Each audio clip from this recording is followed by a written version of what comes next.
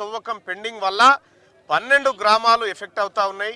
12 గ్రామాల్లో ఉన్నటువంటి చెరువులు ఉన్నటువంటి పరిస్థితులు చూస్తూ ఉంటే ఈ రైతాంగం అటు బీఆర్ఎస్ పార్టీ నాయకులకు ఇటు కాంగ్రెస్ పార్టీ నాయకులకు అందరికి కూడా మొరబెట్టుకున్నారు. మా సమస్య పరిష్కరించండి అని చెప్పి చెప్పడం జరిగింది. సో నా దగ్గరకు వచ్చిన తర్వాత నేనే వస్తున్నప్పా అని చెప్పి ఇక్కడికి రావడం జరిగింది. ఆ రైతాంగాన్ని ఉద్దేశించి మాట్లాడినటువంటి సందర్భంలో గౌరవ మంత్రివర్యులు ఉత్తమ్ కుమార్ రెడ్డి గారితో ఇప్పుడే మాట్లాడడం జరిగింది. కిలోమీటర్ ఏదైతే ఉందో ఈ కాలువను పూర్తి చేయించడం కోసం తెలంగాణ రాజ్యాధికార పార్టీ కంకణం కట్టుకుంది. ఈ రైతాంగం తరఫున నిలబడడానికి సిద్ధమైంది.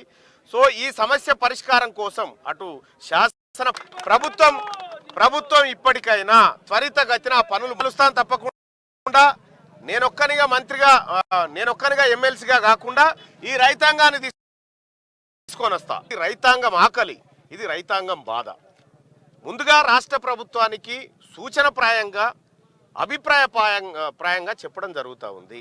ప్రభుత్వం దీన్ని నెరవేరుస్తుందని అనుకుంటున్నాం. ఒకవేళ నెరవేర్చని ఎడల ఖచ్చితంగా ఇదే సిరిసిల్లలో ఇదే మానకొండూరులో ఈ రైతాంగాన్నంతా ఒక్కటి చేసి ఇలా రాష్ట్రాన్నంతా అతలాకుతలం చేసేటువంటి పరిస్థితి తెలంగాణ రాజ్యాధికార పార్టీ తీసుకుంటుంది.